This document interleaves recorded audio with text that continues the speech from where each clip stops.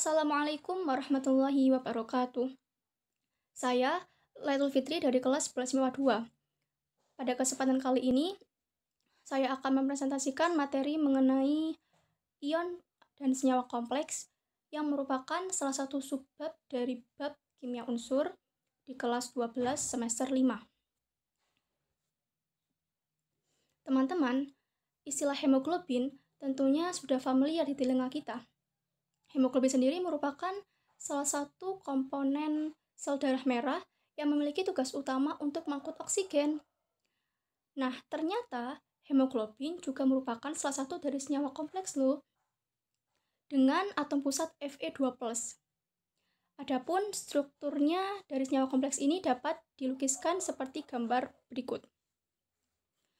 Akan tetapi, tahukah kalian teman-teman, bagaimana sih rumus kimia dari senyawa kompleks hemoglobin tersebut? Nah, untuk mencari tahu jawabannya, simak presentasi video ini sampai akhir ya. Secara garis besar, pokok bahasan yang akan dibahas pada presentasi kali ini adalah sebagai berikut. Yang pertama, tentang komponen penyusun dari ion dan senyawa kompleks. Yang kedua, tata namanya. Yang ketiga, hibridisasi dan geometrinya. Serta yang keempat, mengenai isomerisme dari senyawa kompleks. Sebelumnya, mari kita berkenalan terlebih dahulu dengan istilah ion kompleks dan senyawa kompleks. Ion kompleks merupakan ion yang tersusun oleh atom pusat dan sejumlah ligan yang berikatan secara kovalen koordinasi.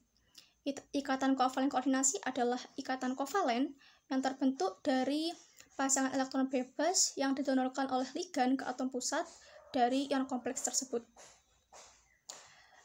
Oh ya teman-teman, ion kompleks ini berbeda dengan ion sederhana seperti yang kita tahu.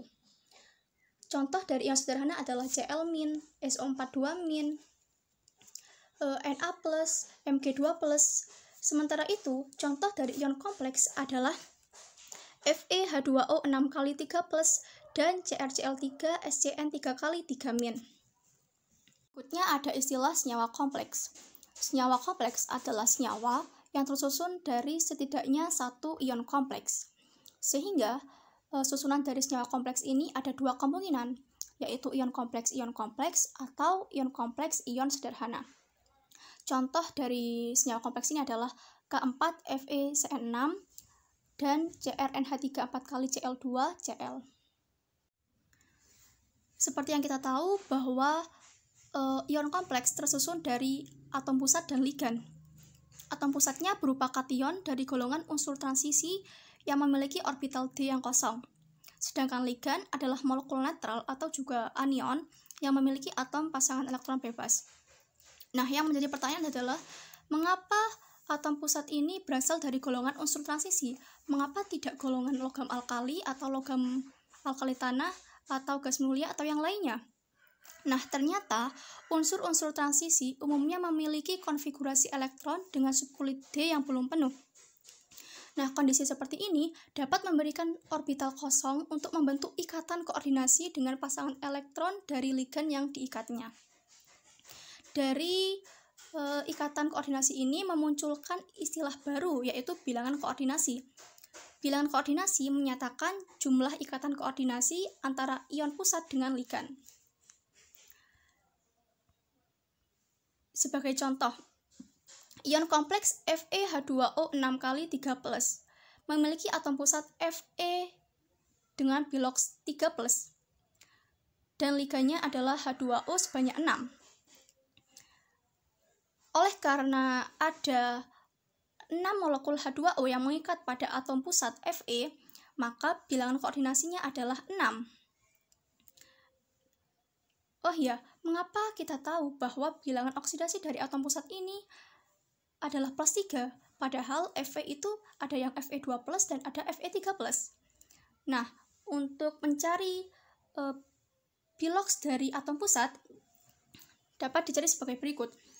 Bilox atom pusat dijumlahkan dengan bilox ligannya itu akan sama dengan muatan dari ion kompleks. Di sini bilox dari ligannya yaitu H2O sama dengan 0. Sehingga bilox Fe ini sama dengan muatan dari ion kompleks ini yaitu +3. Sehingga bilox Fe sama dengan +3.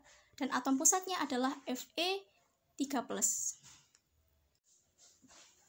Adanya serah terima elektron dalam ion kompleks ini, secara tidak langsung kita juga akan menyinggung tentang teori asam basa Lewis. Menurut teori ini, asam Lewis adalah pihak yang menerima elektron atau bertindak sebagai akseptor elektron.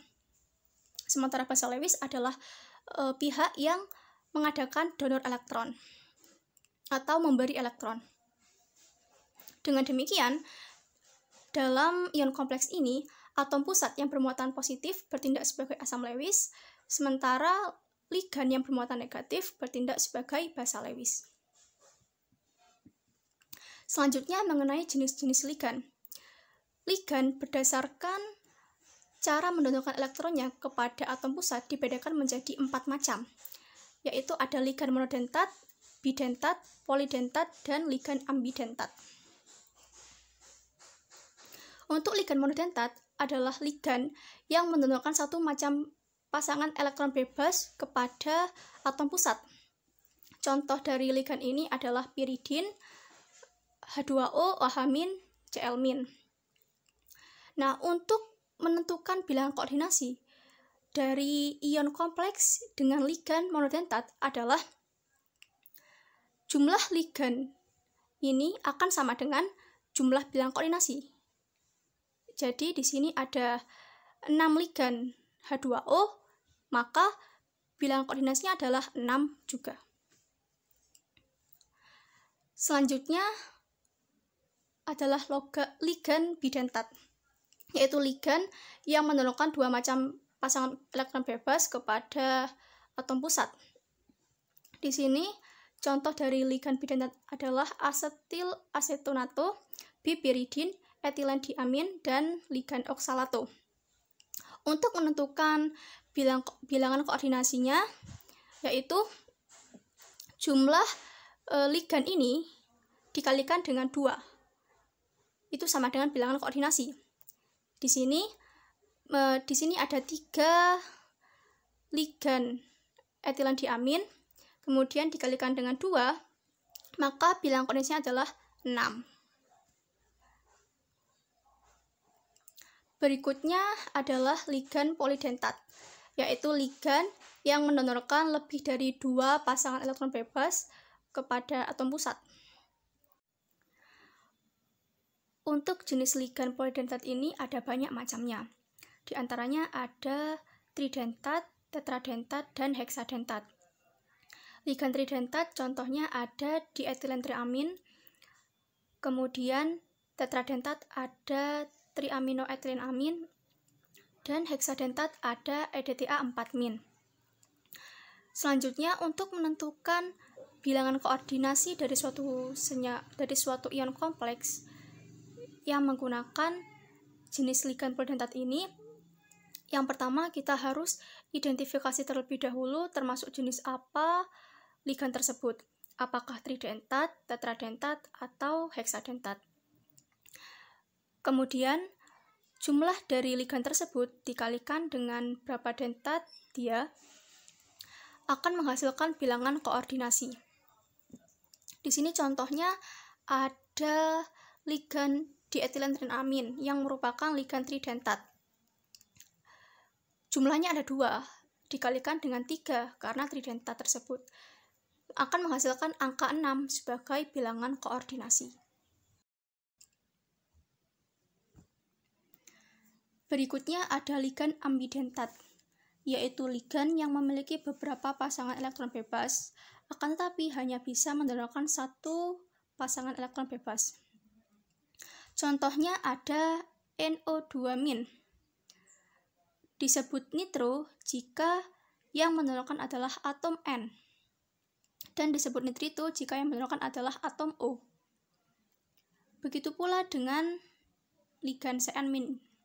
Disebut cyano jika yang mendonorkan adalah atom C, dan disebut isocyano jika yang mendonorkan adalah atom N.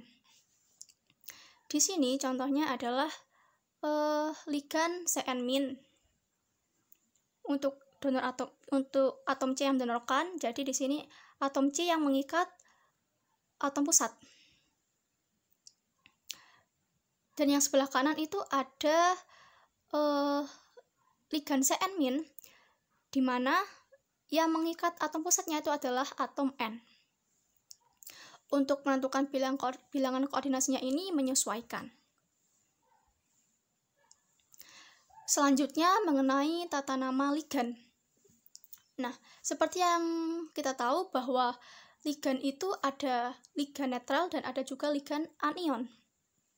Untuk ligan netral itu sudah ditentukan secara internasional, artinya sudah ada tetapan dan tidak boleh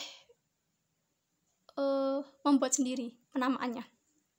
Contohnya, di sini ada NH3, itu ligannya disebut amin. Ligan H2O disebut aqua atau aquo, kemudian CO karbonil, kemudian C5H5N piridin, dan ini etilen diamin.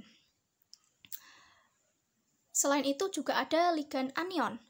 Nah, untuk penamaan ligan anion ini ada pola-pola tertentu. Jika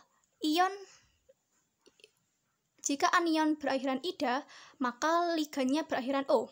Contohnya, klorida, maka ligannya kloro. Jika ion berakhiran at, maka ligannya berakhiran ato. Contohnya ion sulfat, maka ligannya adalah sulfato. Berikutnya, jika ion berakhiran it, maka ligannya berakhiran ito.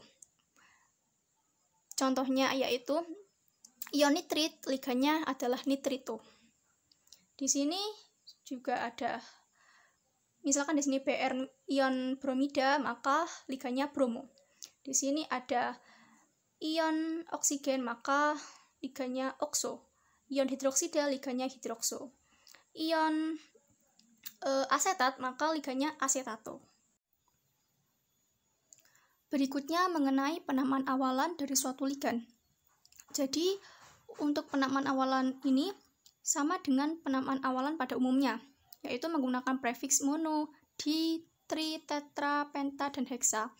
Akan tetapi, penamaan awalan semacam ini hanya berlaku untuk ligan monodentat. Nah, untuk ligan yang bidentat dan polidentat, penamaan awalannya menggunakan prefiks bis, tris, tetrakris, pentakis, dan heksakis. Lalu, bagaimana jika di dalam suatu ion kompleks terdapat lebih dari satu jenis ligan? Maka urutan penamaan ligannya sesuai dengan urutan abjad, yaitu dari A sampai Z diurutkan. Berikutnya mengenai tata nama atom pusat. Penamaan atom pusat pada kation kompleks dan pada anion kompleks itu berbeda. Penamaan pada kation kompleks menggunakan nama Indonesia.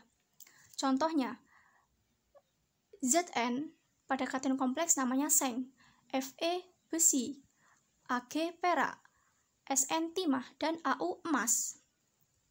Sementara itu, penamaan atom pusat pada anion kompleks menggunakan nama Latin dan diberi akhiran -at. Contohnya, Fe yaitu ferrum pada anion kompleks namanya menjadi ferat. Cu kuprum menjadi kuprat. Argentum menjadi argentat dan Au aurum menjadi aurat. Kemudian, untuk bilogs dari atom pusat ditulis menggunakan angka Romawi dan diberi tanda kurung. Selanjutnya, ionisasi pada senyawa kompleks. Apabila senyawa kompleks mengalami ionisasi di dalam air, maka akan terurai menjadi kation dan anionnya. Contohnya, senyawa kompleks K4FeCN6 di dalam air akan terurai menjadi 4K+ dan FeCN6 4-. Kemudian PtNH3 4 kali PtCl4 akan terurai menjadi PtNH3 4 kali 2+ dan PtCl4 2-. Berikutnya tentang tata nama ion atau senyawa kompleks. Yang pertama, pada senyawa kompleks, nama kation disebut lebih dahulu dan diikuti dengan nama anion. Yang kedua, pada ion kompleks, rumus penyebutannya yaitu jumlah ligan, nama atom pusat, dan di dalam kurung biloks atom pusat menggunakan angka Romawi. Yang ketiga, tata nama ligan dan atom pusat seperti pembahasan sebelumnya. Yang keempat, jika ligan lebih dari satu jenis, maka urutan penyebutannya menurut urutan abjad dari nama depan ligan tersebut. Dan yang kelima, yaitu bilangan oksidasi atom pusat ditulis dengan angka Romawi dalam tanda kurung setelah nama atom pusat. Oh ya teman-teman, supaya lebih paham terkait tata nama dari ion dan senyawa kompleks, mari kita berlatih soal berikut ini. Untuk soal yang pertama, tentukan tata nama dari ion kompleks berikut. FeCl2NH3 4 kali plus. Baik, pertama-tama kita tinjau terlebih dahulu ligannya. Di sini ada dua ligan, yaitu ligan Cl- dan ligan NH3. Ligan Cl- itu namanya kloro. Karena ada dua, maka menjadi dikloro. Kemudian ligan NH3 namanya amin. Karena ada 4, maka menjadi tetraamin. Di sini karena ada lebih dari satu jenis ligan, maka penamaannya itu sesuai dengan abjad. Amin A lebih dahulu daripada kloro K, sehingga nanti penyebutannya itu amin terlebih dahulu baru diikuti dengan kloro. Setelah itu kita tinjau atom pusatnya. Di sini atom pusatnya adalah Fe. Bilangan oksidasinya yaitu Cl itu -1 kalikan 2 itu -2. NH3 itu 0. Jadi biloks Fe ditambah -2 itu harus sama dengan +1. Sehingga biloks Fe sama dengan +3. Sehingga atom pusatnya yaitu Fe3+. Karena ini merupakan kompleks kation, maka penamaan dari atom pusatnya ini menggunakan bahasa Indonesia. Jadi, atom pusatnya yaitu besi 3. Dengan demikian, tata nama dari ion kompleks ini adalah ion tetraamin dikloro besi 3. Selanjutnya untuk soal yang kedua, tentukan tata nama dari senyawa kompleks PTNH3 2 kali Cl NH2CH3 Cl. Baik, yang pertama kita ionisasikan. Artinya kita pisahkan kation dan anionnya. Di sini kationnya yaitu PTNH3 2 kali Cl NH2CH3+, dan anionnya itu adalah Cl- atau klorida. Setelah dipisahkan kation dan anionnya, kita tinjau ligannya karena di sini ion kompleksnya terdapat pada kation, maka kita tinjau hanya pada kation. Di sini ada 3 macam ligan. Yang pertama itu ada NH3, yaitu amin. Karena ada 2, maka namanya menjadi diamin.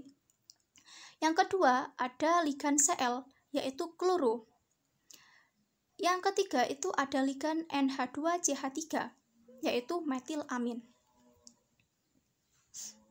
Karena ini NH3 amin, Cl kloro, ini metilamin, maka penyebutannya NH3 amin terlebih dahulu, diikuti kloro, diikuti metilamin. Setelah itu kita tinjau atom pusatnya, yaitu PT. Di sini PT, bilangan oksidasinya yaitu NH3 0, Cl -1. NH2CH3 0. Dan ini plus 1. Sehingga bilox PT ditambah dengan minus 1 harus sama dengan plus 1. Sehingga bilox PT sama dengan plus 2. Maka atom pusatnya yaitu PT2+. Karena ini merupakan kompleks kation, maka penamaan atom pusatnya menggunakan nama bahasa Indonesia, yaitu platina 2. Dengan demikian, tata nama dari senyawa kompleks ini adalah diamin klorometilamin platina 2 klorida.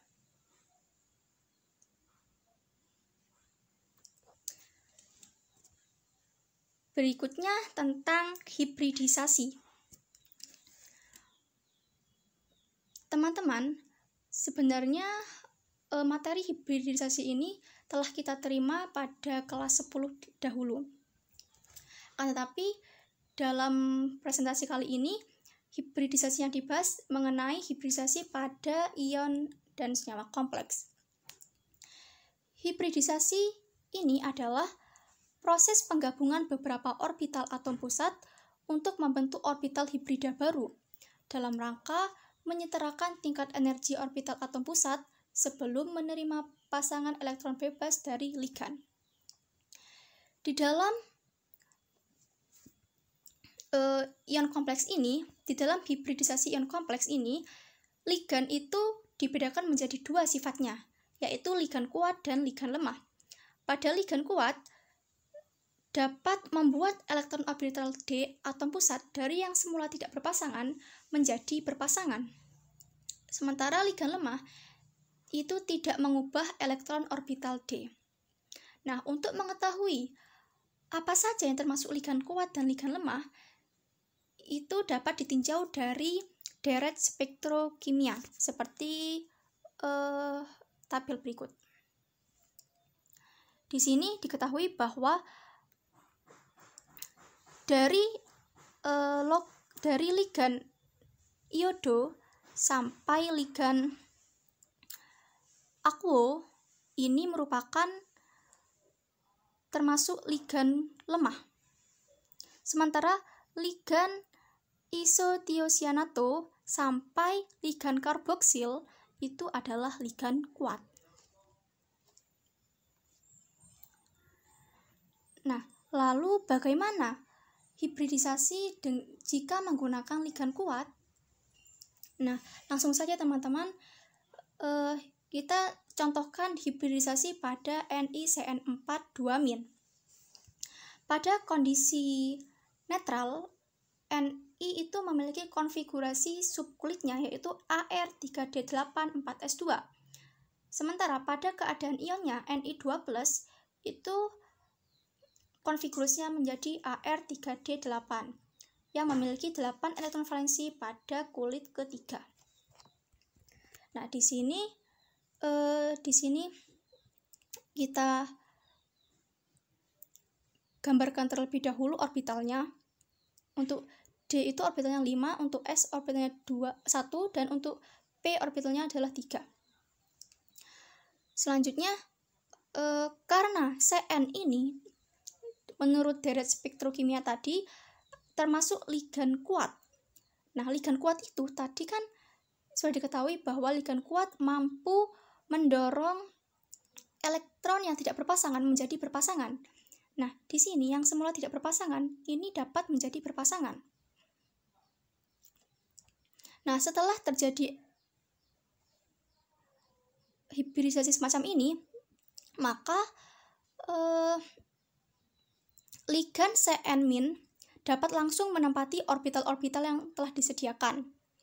Di sini, karena di sini ada 4 ligan Cn, maka yang disediakan orbitalnya itu ada juga ada 4, yaitu 1 orbital D, 1 orbital S, dan 2 orbital P.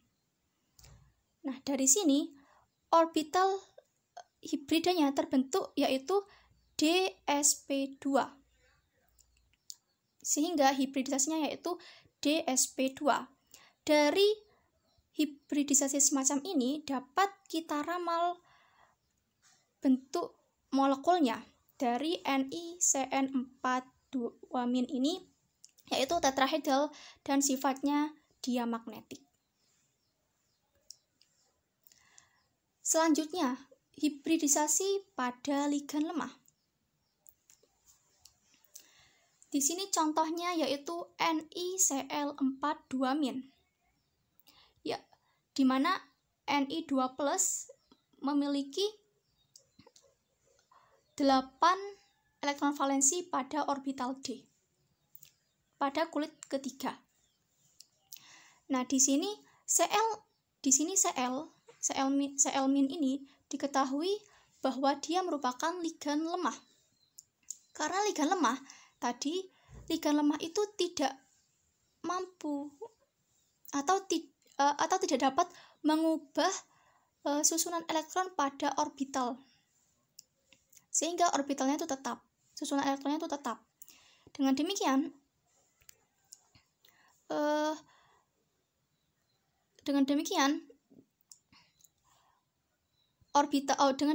atom pusat Ni ini menyediakan 4 orbital untuk 4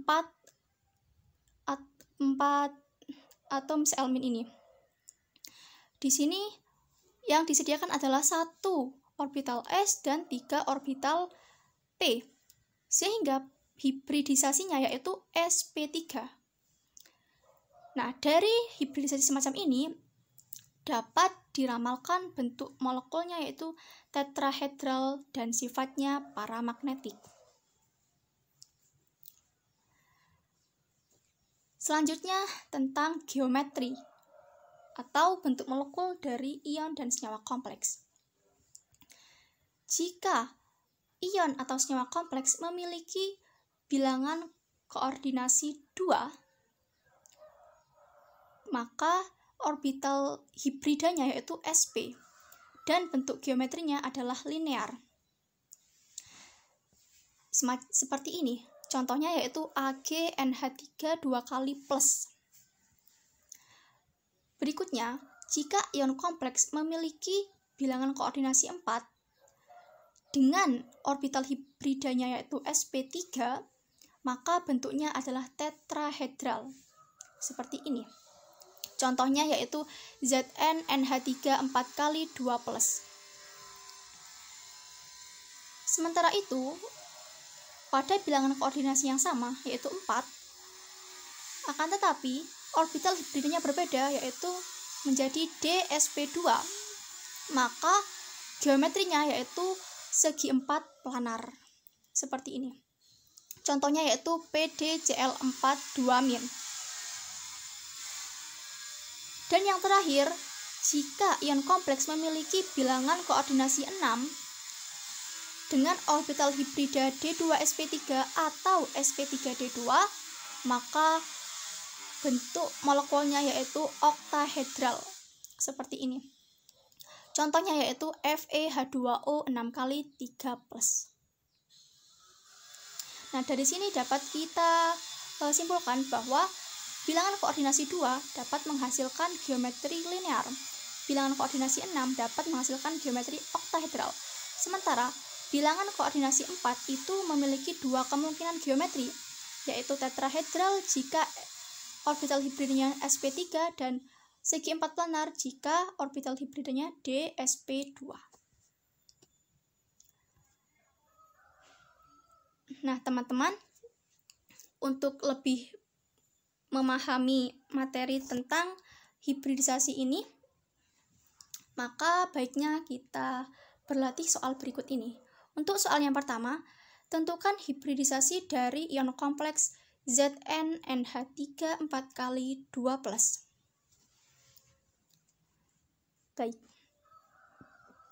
Yang pertama, kita tahu bahwa Zn ini memiliki nomor atom 30. Nomor atom 30 pada keadaan normal. Karena ini kan NH3 memiliki Biloxnya 0, sehingga bilox dari Zn, atom pusat Zn ini adalah plus 2. Atom pusatnya menjadi Zn2+. Karena ini terjadi eksitasi elektron, sehingga nomor atomnya menjadi 28. Dan konfigurasi elektron subkliknya menjadi Ar3D10. Ar3D10 seperti ini. NH3 ini merupakan ligan yang kuat, ya. Tetapi di sini karena di sini sudah berpasangan semua, sehingga ligan ini tidak mempengaruhi dari susunan elektron ini.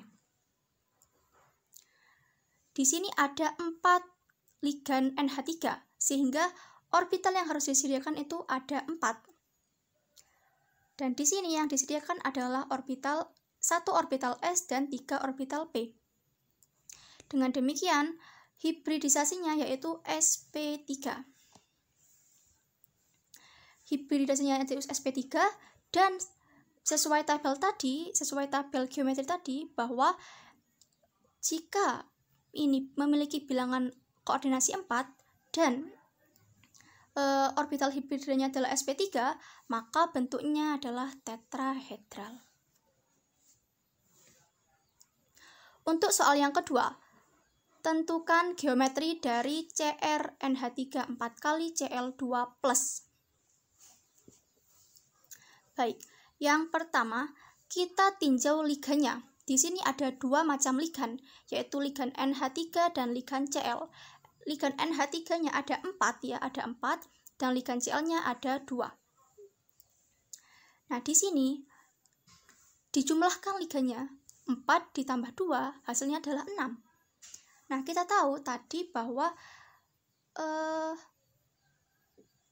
ion kompleks yang memiliki bilangan koordinasi 6, maka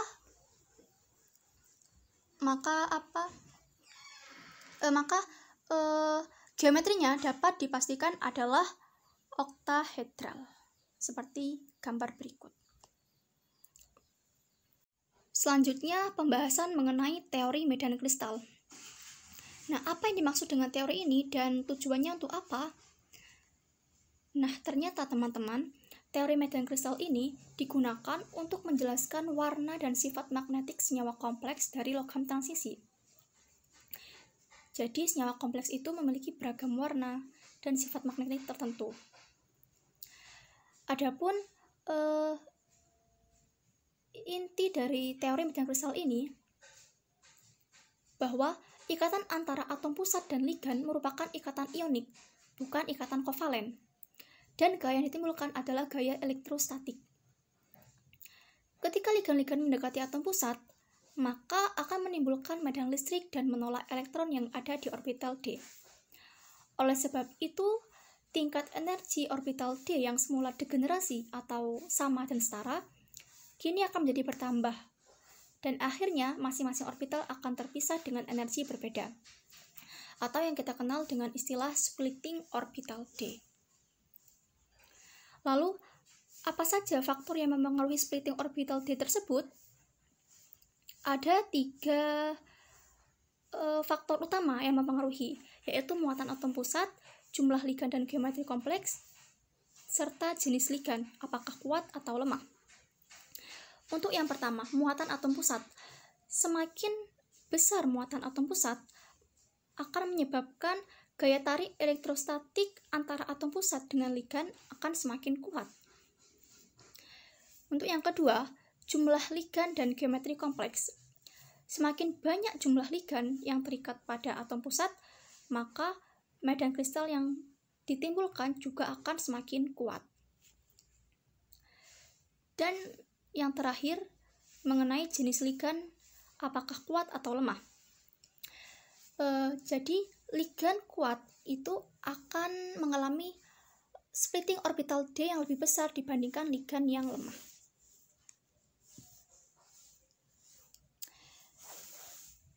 Teman-teman, ternyata orbital D ini memiliki 2 dua jenis orbital lagi, yaitu orbital EG dan orbital T2G. Orbital EG ini adalah orbital yang terdapat pada sumbu atom, yaitu tepat pada sumbu X, tepat pada sumbu Y, dan tepat pada sumbu Z. Anggota dari orbital EG ini yaitu orbital DX2Y2 dan DZ2. Selanjutnya ada orbital T2G, yaitu orbital yang berada di antara sumbu atom. Jadi di sini ada bidang yang berada di antara sumbu atom. Ini. Nah, anggota dari orbital T2G ini adalah orbital DYZ, orbital DXZ, dan orbital DXY. Dari sini dapat kita simpulkan bahwa orbital D itu memiliki dua jenis orbital, yaitu 2 orbital EG dan 3 orbital T2G. Berikutnya tentang kompleks oktahedral. Pada kompleks ini, ligan akan menempati tepat pada sumbu X, Y, dan Z. Karena tepat pada sumbu, maka orbital EG akan lebih besar dibandingkan orbital T2G. Nah, di sini orbital EG, DX2, Y2, dan DZ2 akan mengalami tolakan yang lebih kuat oleh ligan dibandingkan orbital T2G, DXY, DXZ, dan DYZ. Sehingga akan terjadi splitting orbital D menjadi dua bagian yang berbeda tingkat energinya. Oleh sebab itu, orbital EG memiliki tingkat energi yang lebih tinggi dibandingkan orbital T2G. Di sini 2 orbital EG ini memiliki energi yang lebih tinggi dibandingkan 3 orbital T2G yang berada di bawah ini. Berikutnya tentang kompleks tetrahedral. Nah, jadi pada kompleks ini, ligan akan menempati titik-titik sudut tetrahedral yang berada di antara sumbu atom. Sehingga pada kompleks ini, orbital T2G akan lebih besar dibandingkan orbital EG. Nah, orbital EG, DX2Y2, dan DZ2 mengalami tolakan yang lebih lemah oleh ligan dibandingkan orbital T2G, DXY, DXZ, dan DYZ. Sehingga terjadi splitting orbital D menjadi dua bagian yang berbeda tingkat energinya.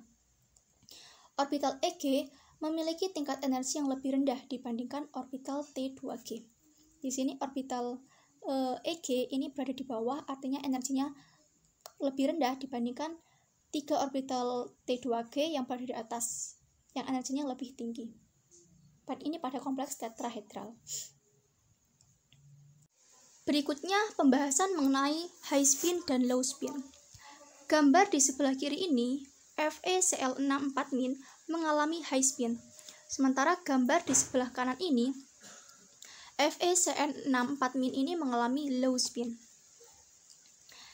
Jika kita perhatikan, di sebelah kiri ini, ligan Cl merupakan ligan lemah. Sementara di sebelah kanan ini, ligan Cn merupakan ligan kuat. Nah, untuk atom pusat atau muatan dari Fe ini adalah Fe2+, yang memiliki konfigurasi elektron subkulitnya yaitu Ar3D6, yang memiliki 6 elektron valensi dalam orbital D pada kulit ketiga. Jadi di sini itu ada 6 orbital D. Jadi di sini ada 6 elektron pada orbital 3D. Di sini juga.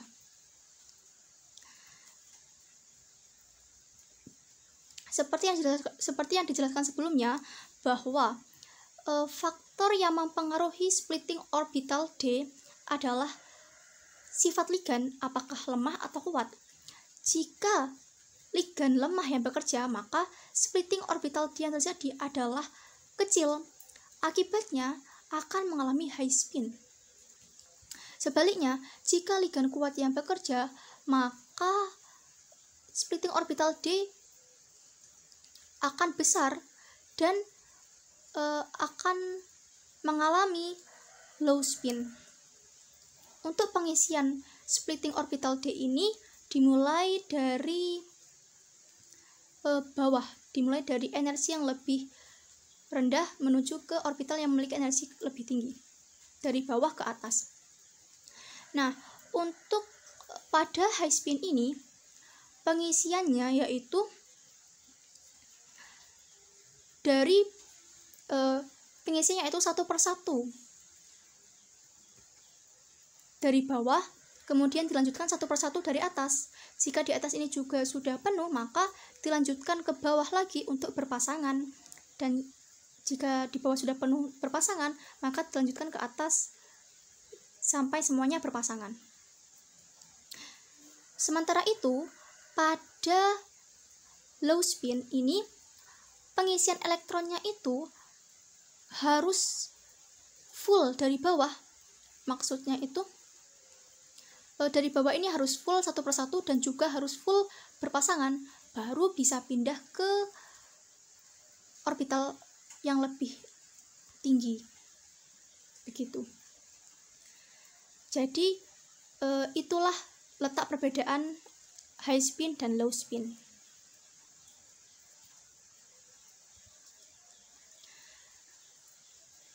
Yang menjadi pungkasan dari pembahasan teori medan kristal adalah warna senyawa kompleks. Jadi di sini warna senyawa kompleks itu bermacam-macam. Contohnya di sini besi pada Bilox plus 2 itu warnanya Tosca, dan pada Bilox plus 3 itu warnanya kuning. Nah, mengapa hal ini bisa terjadi? Nah, ternyata teman-teman, warna pada senyawa kompleks disebabkan oleh terjadinya perpindahan elektron pada orbital D, yaitu dari orbital yang tingkat energinya lebih rendah ke orbital yang tingkat energinya lebih tinggi, melalui penyerapan energi foton. Misalnya, dari T2G ke EG pada kompleks oktahedral, atau dari orbital EG ke orbital T2G pada kompleks tetrahedral. Nah, warna yang muncul atau warna yang kita lihat ini sebagai warna senyawa kompleks adalah warna komplement dari warna yang diserap dalam proses eksitasi tersebut. Jadi, jika ditanyakan, misalkan ini kobalt, jadi ini warna ion kobalt ini adalah warna merah, maka warna yang diserap dalam proses eksitasi bukanlah warna merah, melainkan warna komplement atau warna kontrasnya, yaitu warna di sini merah.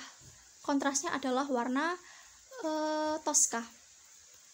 Jadi di sini itu ada lingkaran warna yang mana jika warna tersebut saling berseberangan itu merupakan warna komplementernya atau warna kontrasnya.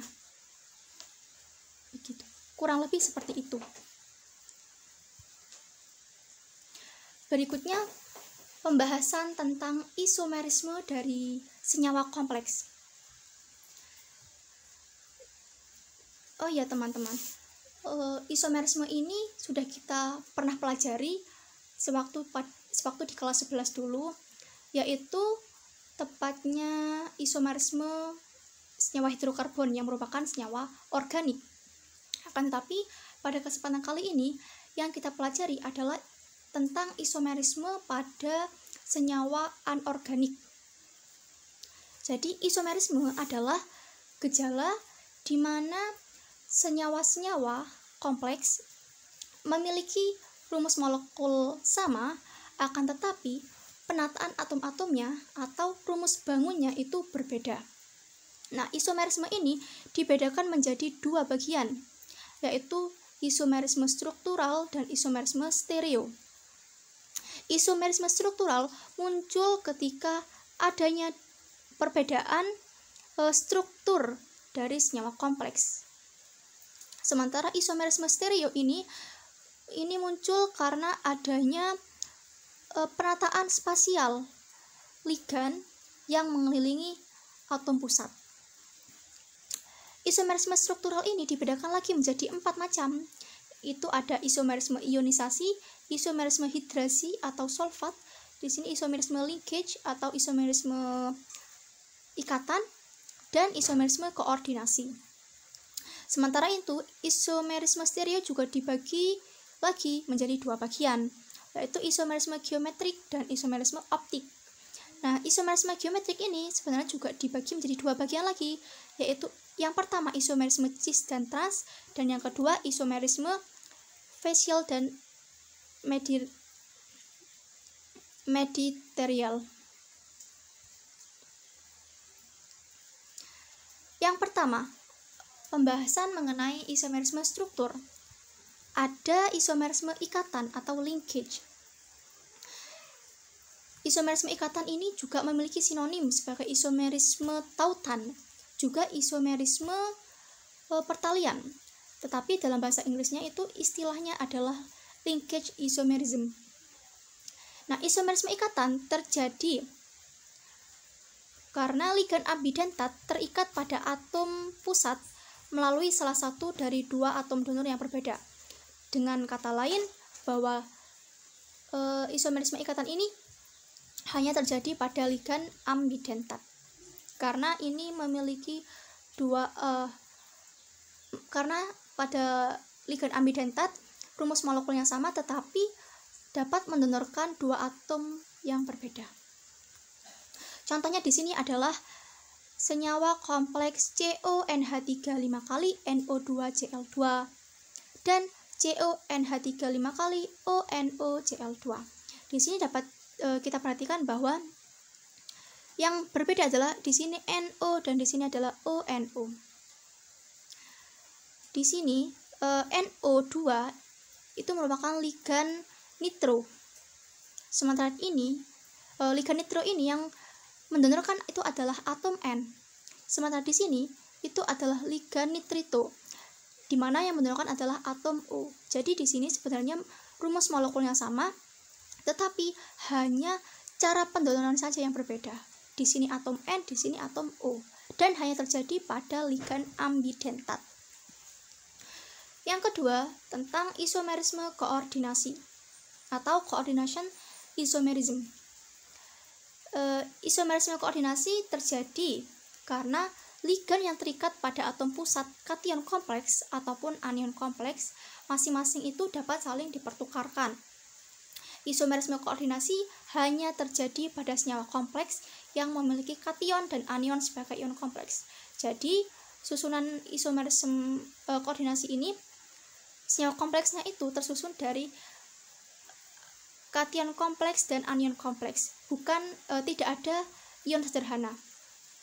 Contohnya, di sini CONH3 6 kali Cr Cn6 dan CrNH3 6 kali COCN6.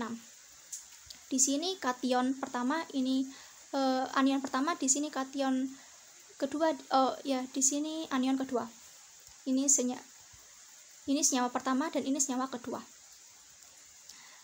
Di sini diketahui bahwa atom pusat CO yang semula berada di kation ini akan berubah menjadi atom pusat yang berada di anion. Begitu pula dengan Cr yang semulanya berada di anion, kini berada di kation. Jadi atom pusatnya itu yang saling dipertukarkan, gitu. Yang ketiga itu adalah isomerisme ionisasi atau ionization isomerism. Isomerisme ionisasi ini terjadi akibat pertukaran ion sederhana dengan ligan pada ion kompleks. Jadi, ion sederhana yang semulanya itu non-ligan itu sekarang menjadi ligan. Dan ligan pada ion kompleks itu yang semulanya ligan sekarang menjadi non-ligan. Begitu. Contohnya adalah CONH3 4 kali ClBrNO2 dan CONH3 4 kali ClNO2Br. Nah, di sini dapat kita ketahui bahwa CONH3 4 kali ClBr adalah kation kompleks dan NO2 itu adalah anion sederhana. sementara yang kedua ini CONH3 4 kali ClNO2 adalah kation kompleks, dan Br itu adalah Br- itu adalah anion sederhana. Di sini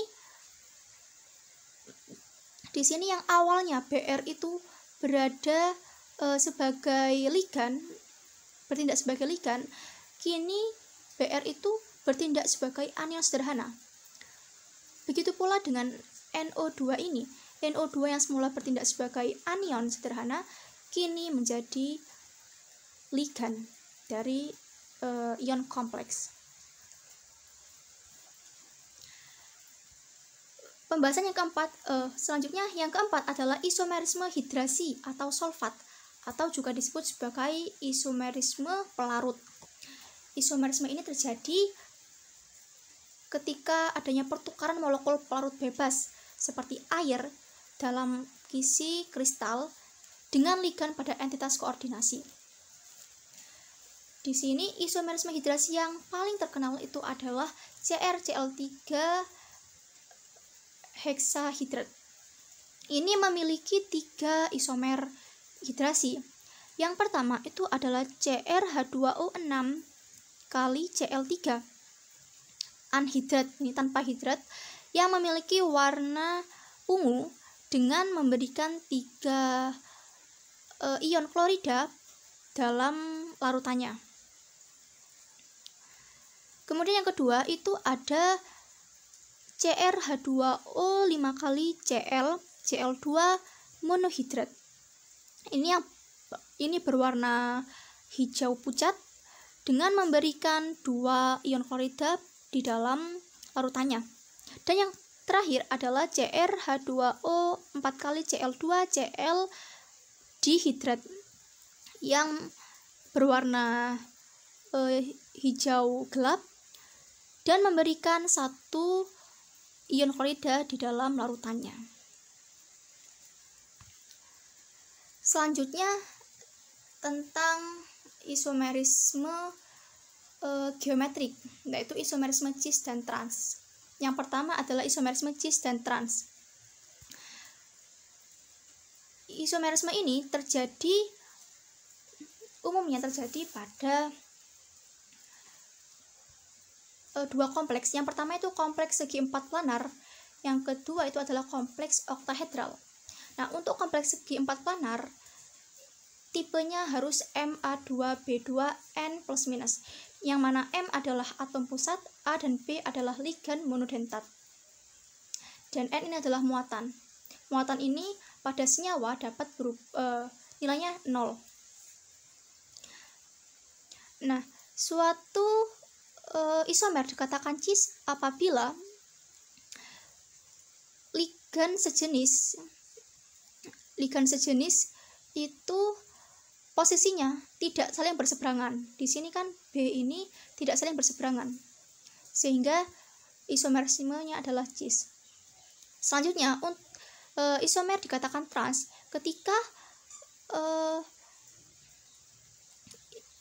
ketika ligan itu sesama ligan sejenis itu saling berseberangan atau membentuk sudut 180 derajat.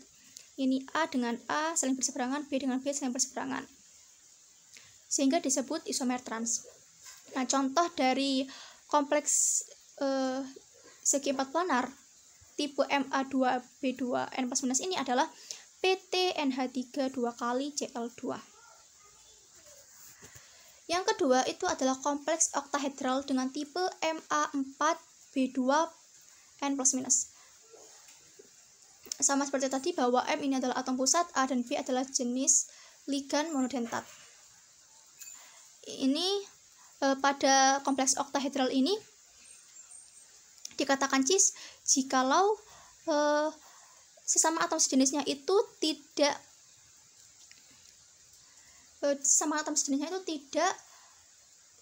membentuk sudut 180 derajat. Di sini B dan B ini membentuk sudut 90 derajat.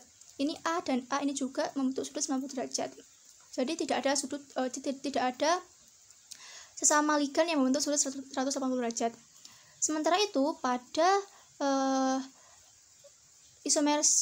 isomer trans itu sesama ligan saling membentuk sudut 180 derajat. Di sini B sebagai aksial, sebagai sumbu aksial, dan ini B sebagai sumbu ekuatorial, saling berseberangan. Contohnya dari kompleks ini adalah CONH3 4 kali Cl2+. Berikutnya yaitu kompleks oktahedral dengan tipe Ma2B2C2N plus minus. Dengan M adalah atom pusat, A, B, C adalah ligan monodentat yang tidak sejenis. Jadi ini ada 3 ligan monodentat. Di sini juga ada trans dan cis. Dikatakan trans jika berseberangan, jika saling berseberangan semuanya. Di sini B dan B saling berseberangan, ini A dan A, ini C dan C. Sementara dikatakan cis jika tidak ada yang berseberangan sesama atom sejenis. Di sini B membentuk sudut 90, ini C juga membentuk 90, ini A dan A juga membentuk sudut 190 derajat. Kemudian A trans, ini A trans jika hanya ligan A yang mengalami berseberangan, sementara ligan B dan C itu mengalami cis. Kalau B trans itu B yang saling berseberangan, A dan C mengalami cis. Sedangkan C trans ini ligan C yang saling berseberangan, sementara A dan B mengalami cis. Contoh dari kompleks oktahedral tipe ini adalah PtCl2NH3 2 kali, piridin 2 kali 2+. Untuk isomerisme geometrik yang kedua adalah isomerisme facial dan meridional. Isomerisme ini, phase dan mer ini hanya terjadi pada kompleks oktahedral dengan tipe Ma3B3, di mana M sama dengan atom pusat, A dan B sama dengan ligan monodentat. Untuk isomer phase itu terjadi jika sesama atom sejenis, sesama ligan sejenis, jika dihubungkan dengan garis lurus, jika saling dihubungkan, itu akan membentuk segitiga, membentuk bangun segitiga. Yang mana bangun segitiga ini seolah berada pada permukaan dari geometri oktahedral ini, seolah berada di permukaan, sehingga dikatakan isomer phase. Sedangkan isomer meridional atau mer itu terjadi jika atom sejenis apabila dihubungkan akan membentuk segitiga, yang mana bangun segitiga tersebut seolah berada di dalam geometri oktahedral, sehingga disebut meridional. Nah, contoh ion kompleks yang memiliki isomerisme phase dan mer adalah COH2O 3 kali, NH3 3 kali 2+. Isomerisme berikutnya yang terakhir adalah isomerisme optik. Suatu senyawa kompleks dapat disebut memiliki isomerisme optik jika memenuhi 2 syarat berikut. Yang pertama, tidak terjadi superimposition atau tepat tindih. Dan yang kedua, tidak planar ataupun simetris planar.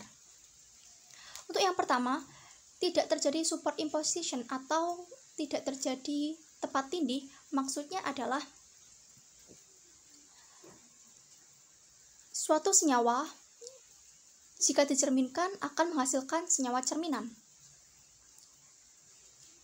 Nah, senyawa cerminan ini jika ditindihkan pada senyawa semula itu tidak boleh tepat tindih. Maksudnya ini kan dalam hal ini NH3 ini jika ditindihkan akan bertemu dengan Cl. Cl ini bertemu dengan NH3.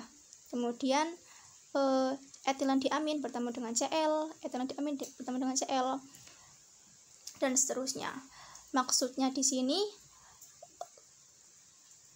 jika suatu senyawa itu superimposition, misalkan di sini NH3 bertemu dengan NH3, di sini Cl bertemu dengan Cl, misalkan seperti itu, maka itu tidak dapat dikategorikan sebagai isomerisme optik karena terjadi superimposition atau tepat tindih.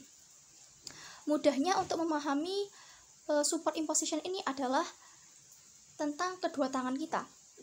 Kedua tangan kita jika ditindihkan, bukan disatukan tetapi ditindihkan, maksudnya itu telapak tangan bertemu dengan punggung tangan, maka dalam kondisi seperti ini jari jempol akan bertemu dengan jari kelingking dan jari telunjuk akan bertemu dengan jari manis. Nah, kondisi seperti itulah yang disebut dengan tidak terjadi superimposition. Untuk syarat yang kedua adalah tidak planar ataupun simetris planar. Tidak planar ini maksudnya adalah bahwa isomerisme optik ini hanya dapat dimiliki oleh kompleks oktahedral, tetrahedral, ataupun trigonal bipiramida. Jadi untuk kompleks linear ataupun kompleks ataupun kompleks segi empat planar itu tidak akan memiliki isomerisme optik. Dan simetris planar ini maksudnya adalah jika seandainya senyawa kompleks ini dilipat ini, maka tidak akan saling simetris. Maksudnya itu tidak akan saling bertemu dengan ion sejenis. Di sini NH3 bertemu dengan Cl, kemudian Cl di sini bertemu dengan etilen diamin, sehingga tidak mengalami simetris planar.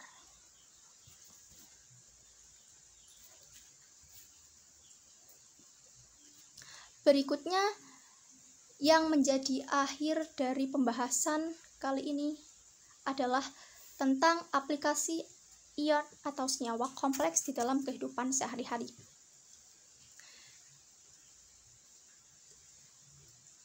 Sebenarnya banyak sekali senyawa kompleks ini dimanfaatkan di dalam segala bidang untuk kemaslahatan umat manusia.